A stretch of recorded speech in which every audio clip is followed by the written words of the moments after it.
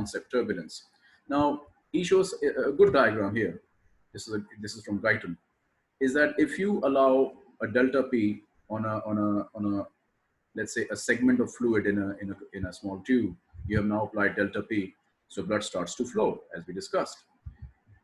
But the blood won't flow in this fashion, not like as a block. It would flow like this. So you can imagine that the fluid has layers in them. So the layer which is the centermost will slide on top of each other to take a lead from the adjacent layers of fluid which are in touch with the vessel wall. Due to friction with the vessel wall, their flow will be retarded more than the centermost layers, which are not in touch with the walls of the vessel. So they will just slide past their fellow layers, which are being retarded by the wall. So you have like this bullet-like structure of flow, and it's nice and forwards. Okay, we call this laminar flow. Laminar flow. Laminar flow is layer on layer fluid, no problems. Generally speaking, it's one way, and the way is the forward way, the way where pressure is being exerted. So in line or in the axis of pressure, you have flow. That's laminar flow, as opposed to turbulent flow. So for whatever reason, if there is an obstacle here, if the vessel is damaged somewhere, or if it's constricted, or there are other issues which we'll touch upon in the following slides, i.e. the resistance.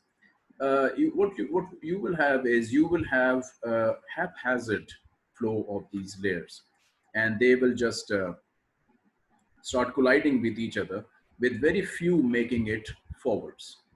Okay, this is called turbulent blood flow. Of course, if you compare B and C, you can see that this is an efficient system in which blood flow, whatever pressure you applied, has translated into flow.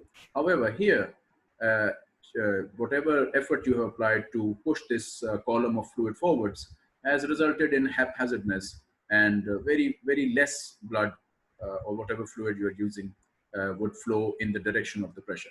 This is called turbulent blood flow. This is the comparison. Maybe you get a small MCQ about it.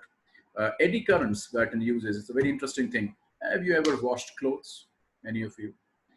When you wash clothes in a small, say you are washing clothes in your sink, or you're say washing dishes in a sink, and the water that you're using is more than the exit of the water from the sink hole. What will happen is the water will start stagnating, right? You will have more water with whatever you're washing inside the sink. Now you're done with your washing, and you put the stuff separately. Now there's only water in the sink. It will keep on draining till it's no water, right? But if you observe it closely, and you must have observed it while probably taking a shower, the blood accumulate, the fluid accumulate, the water accumulating on top of the duct. Right at the end, there is a spinning of the water.